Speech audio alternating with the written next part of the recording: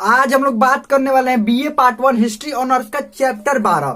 Chapter 11 तक पूरा complete हो गया है, बहुत अच्छे से पढ़ा दिए हैं, उसका ऑब्जेक्टिव क्वेश्चन करवा दिए हैं, उसका सब्जेक्टिव क्वेश्चन करवा दिए और चैप्टर 11 का हम कल मॉडल सेट भी टेलीग्राम ग्रुप में भेज दिए। अगर आपने अभी तक मॉडल सेट नहीं देखा है तो टेलीग्राम ग्रुप का लिंक इसी वीडियो के नीचे डिस्क्रिप्शन में होगा। हम मॉडल सेट देखिए, चैप्टर 1 से लेकर चैप्टर 12 तक सभी का मॉडल सेट हम दे दिए हैं। कहां पर दिए हैं? टेलीग्राम ग्रुप में। और आपको ढूंढना है, बच्चे कहते टेलीग्राम ग्रुप में कहां है? अरे ऊपर देखो, ऊपर और स्क्रॉल करके नीचे नीचे करते जाओगे तो उसमें मिल जाएगा 1 से 12 तक। 1 से लेकर 12 तक सभी चैप्टर का आपको model set, complete model set दे दिया गया है। आप रिवीजन कर सकते हैं। और चैप्टर 1 से लेकर चैप्टर 12 बोल रहे, सॉरी चैप्टर 11 तक दिया गया, सॉरी चैप्टर 11 तक, चैप्टर 1 से लेकर चैप्टर 11 तक पूरा मॉडल सेट दे दिए हैं टेलीग्राम ग्रुप में, जो कि बिल्कुल फ्री है। और चैप्टर 1 से लेकर चैप्टर 11 तक पूरा अच्छे से पढ़ाए हैं, उसका ऑब्जेक्टिव क्वेश्चन करवाए हैं, उसका सब्जेक्टिव क्वेश्चन करवाए हैं, सब इसी यूट्यूब चैनल पर प्लेलिस्ट बना हुआ है, जिसका लिंक जो है इसी वीडियो के नीचे डिस्क्रिप्शन में दिया गया, या इस चैनल पर प्लेलिस्ट बना, वहां पर भी जाकर देख सकते हैं। चैप्टर 1 से लेकर चैप्टर 11 तक पूरा कोर्स एकदम यहाँ तक कंप्लीट है। और देखिए, और इस पेपर 1 में, बीए पार्ट 1 हिस्ट्री ऑनर्स का पेपर 1 में, जो पेपर 1 है इसमें और 2 गो चैप्टर बाकी है, यानी चैप्टर 12 और चैप्टर 13। बस ये गुप्त वंश पढ़ना है और उसके बाद वर्धन वंश पढ़ना है, और वर्धन वंश के बाद ही खत्म हो जाएगा। ये पेपर 1 क्या हो जाएगा, पूरी तरह से अच्छा से एकदम कंप्लीट हो जाएगा। तो हमें लगता है बहुत अच्छा समझ में आ गया होगा। चैप्टर 11 तक नहीं देखा है तो लिंक जो है इसी वीडियो के नीचे डिस्क्रिप्शन में दिया गया है, या प्ले लिस्ट में भी जाकर देख सकते हैं। तो चलिए हम लोग शुरू करते हैं, प्ले लिस्ट इसी चैनल पर बना हुआ है। तो चलिए हम लोग शुरू करते हैं चैप्टर 12। चैप्टर 12 जो है, चैप्टर 12 क्या है? गुप्त साम्राज्य के बारे में पढ़ना है। चैप्टर 12 जो है गुप्त साम्राज्य। अब गुप्त वंश कौन थे, गुप्त साम्राज्य की उत्पत्ति कैसे हुई, ये सब क्या हुआ, चलिए पढ़ते हैं हम क्या बताते हैं, ट्रिक बेटा EISPK, इंडो ग्रीक, शक, पहलव और कुषाण। तो अंतिम में जो कुषाण थे, कुषाण को आपको पता है कि कुषाण ने सामंती व्यवस्था और छत्रप प्रणाली चालू किया था। छत्रप प्रणाली क्या होता था, वही छोटे छोटे राजा होते थे, और वही सामंत जो होते थे। अब सामंत भी बताए हैं, सामंत कौन होते थे? राजा जिनको ये सैलरी के बदले जमीन दिया करते थे, वही सामंत होते थे। अब सामंत क्या होते थे एक बार और आप समझिए, सामंत और छत्रप, सामंत और छत्रप क्या होते थे? छत्रप दोनों क्या होते? पहले सामंत समझ लीजिए। सामंत क्या होते थे? राजा क्या करते थे, ये कुषाण, ये शक, कुषाण, पहलव, ये सब सामंती व्यवस्था भी चालू किए थे। अब सामंती व्यवस्था क्या होता था, सामंत क्या होते थे? राजा सैलरी के मतलब जिस सैनिक को आप रखेंगे, सेनापति को रखेंगे, मंत्री को रखेंगे, जो भी कर्मचारी को रखेंगे, उसको तो कुछ ना कुछ धन देना पड़ेगा ना, कुछ ना कुछ जो आपको सोना का सिक्का दीजिए या कुछ भी दीजिए, उसको तो भुगतान करना पड़ेगा। 1 महीना का सैलरी तो आपको देना पड़ेगा। तो सैलरी में जो राजा होते थे, ये कुषाण वंश के राजा हो गए या शक वंश के जो राजा हो गए, ये सब सैलरी में जमीन दिया करते थे। जमीन, राजा के पास बहुत ज्यादा जमीन था, तो क्या करते थे, हर महीना बांधने के आपको 10 एकड़ जमीन दिया जाएगा। 10 एकड़ क्या किया जाएगा, हर महीना आपको जमीन दिया जाएगा, या 1 साल के लिए, 1 साल पर आपको 10 एकड़ जमीन दिया जाएगा। तो यही सामंत होते थे। कौन सामंत बन जाएंगे? मान लीजिए जो 10 एकड़ जमीन ले रहा है, और 10 एकड़ जमीन कौन लेगा? मान लीजिए सेनापति होगा, सेनापति, मंत्री, सैनिक, ठीक है, सेनापति, मंत्री, सैनिक। सैनिक को प्रति माह 1 एकड़ मिल रहा है, मंत्री को मिल रहा है 5 एकड़, और सेनापति को मिल रहा है 10 एकड़, ठीक है, 10 एकड़ जमीन मिल रहा है, सबको मिल रहा है एकड़, 10 एकड़ जमीन मिल रहा है। और देखिए जब तक ये 1 एकड़, और ये क्या होता था, मान लीजिए इतना बड़ा राज्य है ना, तो जब तक लड़ाई नहीं होती थी, सेनापति को भी मान लीजिए यहाँ पर 10 एकड़ यहाँ से जमीन मिला, तो इतना पूरा जमीन हो गया, तो जमीन का मालिक कौन हो गया? सेनापति हो गया। यहाँ खुद को यहाँ का राजा कौन हो गया? सेनापति हो गया। सभी जो जिम्मेवारी इसके अंदर जो लोग आएंगे उससे टैक्स कौन वसूलेगा? सेनापति। और सेनापति से टैक्स कौन लेगा? राजा। तो यही हो जाते थे सामंत। सेनापति, मंत्री को क्या बन जाते थे? ये सामंत। और यही सेनापति और मंत्री क्या हो जाते थे, कभी कभी छत्रप भी बन जाते थे। मान लीजिए राजा खुश होकर उनको क्या बना दिए, सेनापति को कहीं के, मान लीजिए सेनापति इसको बोले कि आप सेनापति नहीं रहेंगे, आप आज से आपको हम एक क्षेत्र के राजा बना देते हैं। क्या बनाते हैं? राजा। और सेनापति कोई और रहेगा, तो सेनापति का बहुत अच्छा है, कहीं के राजा बना देते, वही कभी कभी क्या बन जाते थे? छत्रप बन जाते थे। समझ में आ गया? यही छत्रप। नहीं, छत्रप अलग भी होते थे। अब अलग वो कौन कैसे होते थे? अब राजा किसी को, मान लीजिए कोई उन्हीं के राजा के रिश्तेदार में किसी को राजा यहाँ से बना दिया गया, तो ये क्षत्रप होते थे। छोटे छोटे जगहों के राजा क्या होते थे? क्षत्रप। कभी कभी ये सेनापति भी क्या बन जाते थे? क्षत्रप बन जाते थे। क्षत्रप का मतलब होता है छोटे छोटे राजा, छोटे छोटे क्षेत्र में राजा होगा उसको क्षत्रप बोला जाएगा। सामंत कौन होते थे? अब देखिए यही सामंत क्या होते थे, जैसे सेनापति हो गया, तो सेनापति को हर महीने 10 एकड़ मिल जाती, तो धीरे धीरे ताकतवर होता जाएगा ना, 10-10 एकड़ बढ़ता जाएगा। ऐसे करके सबसे ज्यादा ताकतवर कौन हो जाता था? सेनापति। अब जब देखते था कि राजा कमजोर हो गया ना, तो यही सामंत यानी कि यही सेनापति राजा को मारकर और खुद क्या बन जाता था? राजा। ठीक वैसे ही कुषाण वंश के समय जब कनिष्क था, कनिष्क जब था तो कनिष्क ने, और अब बताइए कनिष्क के समय किसी भी सामंत या क्षत्रप का हिम्मत था कि राजा पर आक्रमण कर दे? नहीं। इतना ताकतवर ही था कनिष्क। कनिष्क के सामने बोलने की किसी की हिम्मत नहीं थी, समझ लीजिए। भले ही वो बौद्ध धर्म को मानता था, लेकिन अगर उस पर कोई वार करे तो वो सहता नहीं था, ध्यान रखिएगा, छोड़ता भी नहीं था किसी को। आपको पता ही है कि ये जो पाटलिपुत्र पर आक्रमण क्यों किया था? अश्वघोष न गए थे वहां पर, कहां पर? इसकी राजधानी में। और जब ये करवा रहा था कुंडल वन में, ये चौथी बौद्ध संगीत का आयोजन करवाया था, और अश्वघोष को कहां से बुलाया था? अश्वघोष को बुलाया था ये पटना से बुलाया था, यानी कि पाटलिपुत्र से बुलाया था। तो अश्वघोष ने क्या किया था? अश्वघोष ने क्या किया था? अश्वघोष ने खुद ना जाकर, यहां से अश्वघोष खुद ना जाकर किसको भेज दिए थे? अपने शिष्यों को भेज दिए थे। ये हो गया गुस्सा, और यहां से क्या कर दिया? पेशावर से आक्रमण कर दिया यहाँ पर, और यहाँ से अश्वघोष को लेकर गया और महात्मा बुद्ध के एक भिक्षा पात्र को भी ले गया। अब इसके बाद करते कनिष्क के बाद ये कुषाणों के सामंत धीरे धीरे ताकतवर होने लगे, और कनिष्क के बाद कुषाण वंश जो था वो कमजोर होने लगा, यानी कि योग्य राजा न होने लगे। अब जब योग्य राजा न होंगे तो राज्य की स्थिति क्या होगी? खराब होती चली जाएगी। ठीक वैसे ही ये कुषाण वंश के भी, ये जो कुषाण वंश के जो राजा थे धीरे धीरे क्या होने लगे? कमजोर होने लगे, और सामंत धीरे धीरे ताकतवर होने लगे। इन्हीं के एगो सामंत थे जिसका नाम था गुप्त वंश, बाद में बना गुप्त वंश। इन्हीं के एक सामंत जिनका नाम था क्या? गुप्त वंश। ये ताकतवर हो रहे थे। आपको पता है कनिष्क का साम्राज्य ये पूरा फैला हुआ था, यही था कनिष्क का साम्राज्य। पेशावर यानी कि पुरुषपुर को अपना राजधानी बनाया था। लेकिन ये जो यहाँ पर उत्तर प्रदेश वाले जो क्षेत्र में जो रहते थे, इनका नाम था गुप्त वंश। कौन थे ये? गुप्त वंश। और गुप्त वंश आपको बताए हैं कि ये क्या होंगे, बताइए तो? ये इनके सैनिक वाले थे, ये सैन्य जानकारी बहुत अच्छा था कुषाण वंश के बारे में। इनके सैन्य, आपको पता ही है सेनापति ही क्या होते हैं? सेनापति, कभी कभी सेनापति को ही बना दिया जाता है एक जगह का राजा। ठीक वैसे ही गुप्त वंश थे, कुषाणों द्वारा इनको बनाया गया था, यहाँ का सामंत बनाया गया था कि आप यहाँ का राजा हैं, यहीं आप देखभाल कीजिए। क्या कीजिए? यहाँ के देखभाल कीजिए। तो गुप्त वंश के बारे में, गुप्त वंश को तो सैनिक की जानकारी थी, योग्य सेनापति बढ़िया थे, सब थे। और इनके पास सैनिक भी रहते थे, यहाँ की सुरक्षा के लिए सैनिक भी राजा ने भेज रखा था। यहाँ से राजा भेज रखे थे सैनिक। और गुप्त वंश क्या थे? इनके सामंत थे यहाँ पर। तो गुप्त वंश ने देखा कि कुषाण वंश धीरे धीरे कमजोर हो रहा है, यहाँ से ये कमजोर हो रहे हैं, तो इसने कहा कि बताइए इसके अधीन हम रहेंगे। अब देखिए इसके संस्थापक कौन थे? गुप्त वंश के संस्थापक श्रीगुप्त थे, श्रीगुप्त। अब इस श्रीगुप्त ने सोचा कि बताइए इनके अधीन रहकर हमको क्या मिल रहा है, हम खुद को स्वतंत्र राजा घोषित काहे नहीं कर रहे। लेकिन श्रीगुप्त में इतनी हिम्मत नहीं थी कि ये खुद को स्वतंत्र राजा घोषित कर सके। खुद के आगे महाराजा धीराज लगाते थे। महाराजा धीराज नहीं, महाराजा।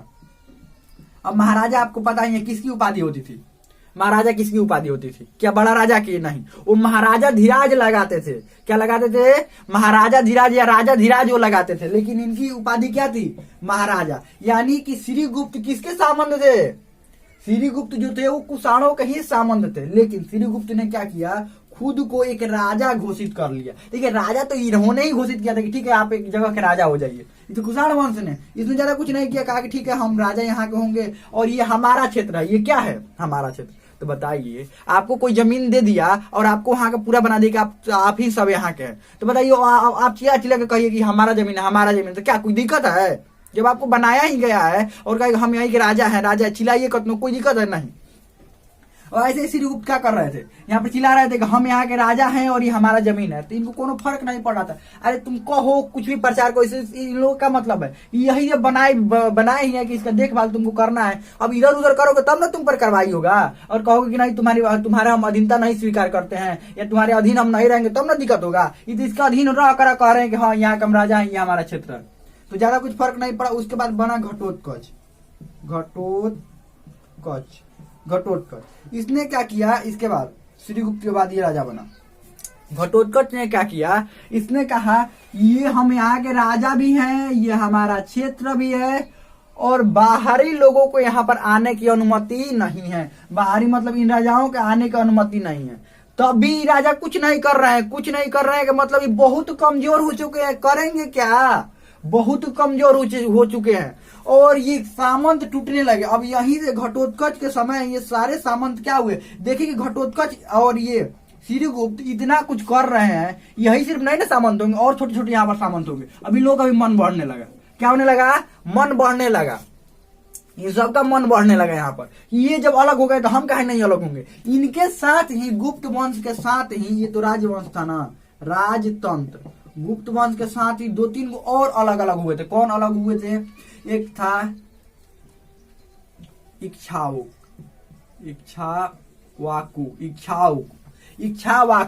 एक इक्ष्वाकु था।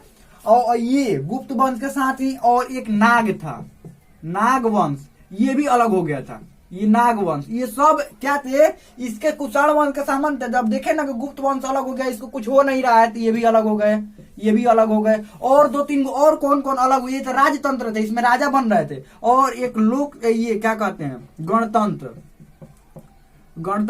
कुछ अलग हुए तो वो गणतंत्र बन गए। जैसे लिच्छवी मालवा, देखिए लिच्छवी पहले भी था लेकिन इन लोगों का अधीन हो गया था, लेकिन अब फिर से लिच्छवी क्या हुआ, स्वतंत्र होने लगा। यहाँ पर लिच्छवी फिर से स्वतंत्र होने लगा। मालवा भी क्या हो गया, स्वतंत्र होकर ये गणतंत्र बन गया और ये राजतंत्र हो गया। गुप्त वंश इधर अब बढ़ने लगे। एक बात बताइए, ये आप लोग कंफ्यूजन नहीं ना हो रहा है, ये सब क्या बता रहे हैं। देखिए एक बार और बताते हैं, हम लगता है आप लोग शायद कंफ्यूजन हो। देखिए ये है कुषाण वंश, ठीक है। इसके बहुत सारे, इतना कुषाण वंश फैला हुआ है और इसके बहुत सारे छोटे छोटे सामंत है। सामंत यानी छत्रप समझ लीजिए, छत्रप यानी कि सामंत, छोटे छोटे राजा बने हुए हैं या छोटे छोटे जगह के मालिक उनको बनाया गया है, ठीक है। तो सबसे पहले जो निकल कर भागने वाला, अब देखा, ये गुप्त वंश ने देखा कि हमारे जो महाराजा हैं यानी हमारे राजा हैं वो कमजोर हो गए हैं। तो गुप्त वंश के शासक श्रीगुप्त खुद को क्या कहा कि हम यहाँ के राजा हैं और ये हमारा क्षेत्र है।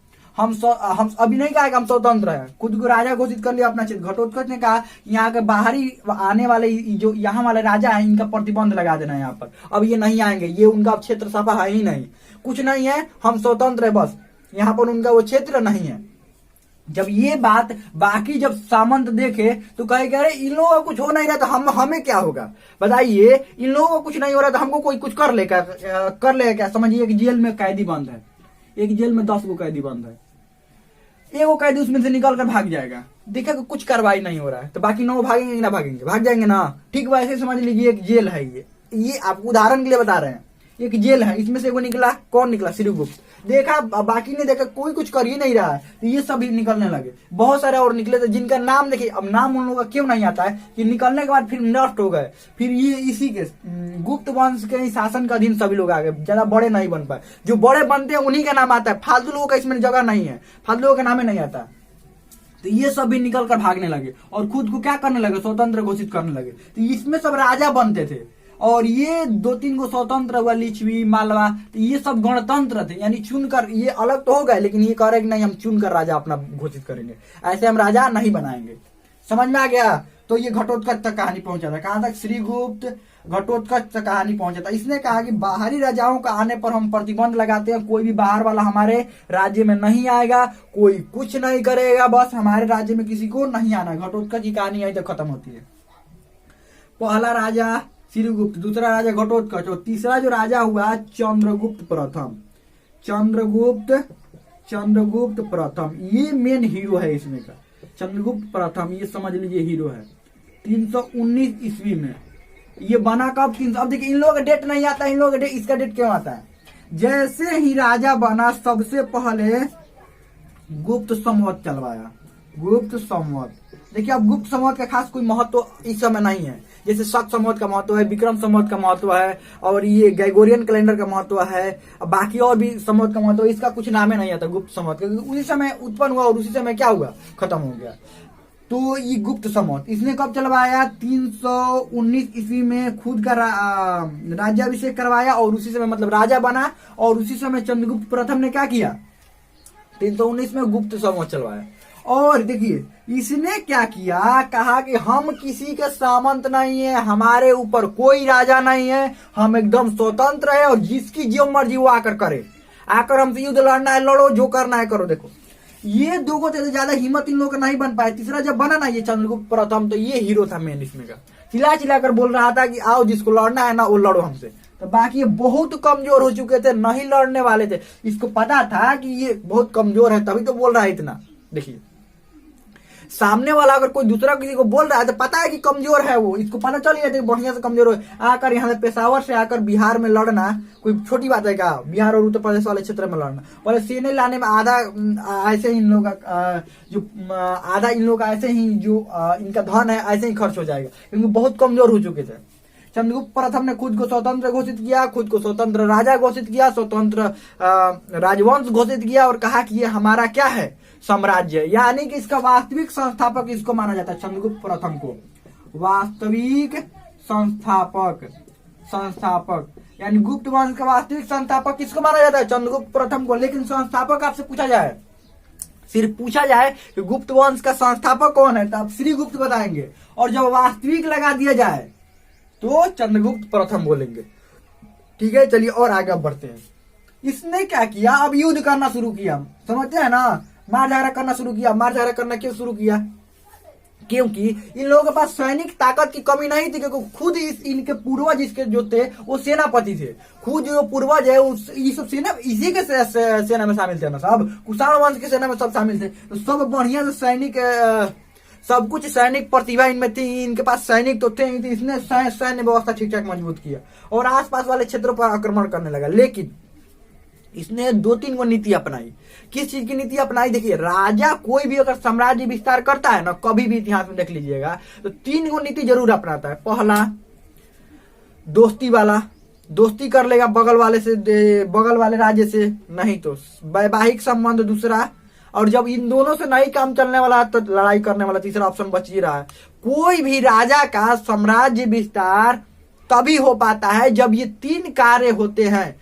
अगर इन 3 कार्यों में कोई एक भी कार्य नहीं हुआ तो समझ लीजिए उसका साम्राज्य विस्तार होगा, लेकिन ज्यादा दूर नहीं होगा। अगर कोई राजा ये चाहे कि हम युद्ध लड़कर साम्राज्य विस्तार पूरा कर ले तो कभी नहीं हो सकता। आप इतिहास में कभी भी देख लीजिएगा, कोई भी राजा का साम्राज्य विस्तार तभी हो पाया है जब ये तीनों कार्य हुए हैं, दोस्ती वाला, वैवाहिक संबंध और उसके बाद युद्ध वाला। तो इसने क्या किया, युद्ध तो कर रहा था, साथ में वैवाहिक संबंध बनाना शुरू किया।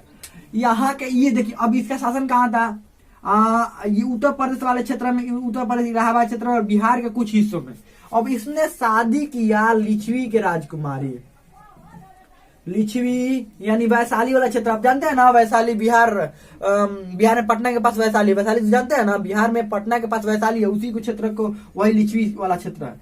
तो वैशाली वाला क्षेत्र वो भी अभी नया स्वतंत्र हुआ था, पता ही आपको, ये बताया है, ये नया स्वतंत्र हुआ था लिच्छवी ना, नया स्वतंत्र हुआ था। तो वहां के जो राजा थे और राजा की जो लड़की थी, कोई ना कोई तो राजा बनेगा ना, गणतंत्र से ही बने, भले वोटिंग से वोट देकर ही बना जाए। गणतंत्र में क्या होता है, वोटिंग होता है, यानी किसके पक्ष में कितने लोग हैं उसके अनुसार राजा बनता है। ठीक है, तो राजा बना, यहाँ के लिच्छवी का राजा बनाया गया, और उसकी जो लड़की थी तो क्या होगी, राजकुमारी होगी। तो राजकुमारी से, वहां की राजकुमारी से चंद्रगुप्त प्रथम ने क्या किया, शादी किया, जिसका नाम था कुमार देवी। यहाँ की राजकुमारी का नाम क्या था, यहाँ पर दिखाई दे रहा है, हाँ ठीक है, राजकुमारी का नाम था राजकुमारी, राजकुमारी का क्या नाम था, कुमार देवी। क्या नाम था, कुमार देवी। अब इसका प्रमाण कैसे मिलता है कि यहाँ पर इसने शादी किया था। देखिए प्रमाण के क्या स्रोत है ये समझिए। प्रमाण के ये स्रोत है कि इसने शादी करने के बाद एक सिक्का चलवाया। कौन सा सिक्का, एक सिक्का चलवाया, और देखिए वो भी सोना का सिक्का चलवाया, ध्यान रखिएगा, सोना का सिक्का। उस पर क्या किया, उस सिक्का का नाम था राजा रानी का सिक्का। राजा रानी का सिक्का, उस पर ये कुमार देवी और खुद का क्या किया, तस्वीर जो है वो तस्वीर छपवाया, कुमार देवी और खुद का, और नाम भी लिखवाया। अब एक तरफ कुमार देवी एक तरफ ये, तो इससे पता नहीं चलता है। और देखिए कि ये इनके बीच वैवाहिक संबंध और कुछ लिखित कुछ स्रोत भी मिले हैं, कुछ स्रोतों से भी पता चलता है। और सिक्का से जब दोनों मिलान होता है, आपको पता है सिक्का पुरातात्विक स्रोत है, और जो साहित्यिक स्रोत मिलते हैं, जब दोनों एक जगह मिल जाता है, दोनों कहता है कि हाँ ये बात सही है, तभी किसी बात को सही माना जाता है। तो इसको मान लिया गया कि राजा रानी का सिक्का इसी ने चलवाया था, किसने, चंद्रगुप्त प्रथम ने, और बहुत ही ताकतवर ही राजा था। और इसकी शादी हुई थी कुमार देवी से, और कुमार देवी कहा कि लिच्छवी की राजकुमारी थी। लिच्छवी, अब लिच्छवी भी इसके कंट्रोल में आ गया, क्या आ गया, लिच्छवी भी इसके कंट्रोल में आ गया। तो ये चंद्रगुप्त प्रथम जो था वो बहुत ही ताकतवर शासक है, ध्यान रखिएगा। इसके बाद बनेगा कौन, इसने अंतिम समय में अपने मतलब जीवन का अंतिम समय में काफी बूढ़ा हो गया था, तो इसने अपना उत्तराधिकारी समुद्रगुप्त को घोषित किया, अपना बेटा। क्या नाम था, यहाँ पर दिखाई देगा, कहाँ लिख दे, चलिए इसको मिटा ही देते हैं, इसको मिटा देना, लिख लिया है ना, इसको लिख लीजिए थोड़ा, अगर नहीं लिखे है तो वीडियो पॉज करके तब लिख लीजिए। इसने अपना बेटा, बेटा का क्या नाम था, समुद्रगुप्त, बेटा का नाम था समुद्रगुप्त, समुद्रगुप्त को क्या बनाया, उत्तराधिकारी बनाकर, और खुद क्या हुआ, खुद संन्यास ग्रहण कर लिया, खुद संन्यास ग्रहण कर लिया और समुद्रगुप्त को राजा बनाया। तो हमें लगता है बहुत अच्छा समझ में आ गया होगा। इससे आगे हम लोग अगले भाग में पढ़ेंगे, समुद्रगुप्त के बारे में अगले भाग में पढ़ेंगे। हम लगता है बहुत अच्छा समझ में आ गया होगा। इसमें कोई भी डाउट हो, कोई भी क्वेश्चन हो, आप कमेंट में पूछ सकते हैं। हम लगता है समझ में आ गया होगा।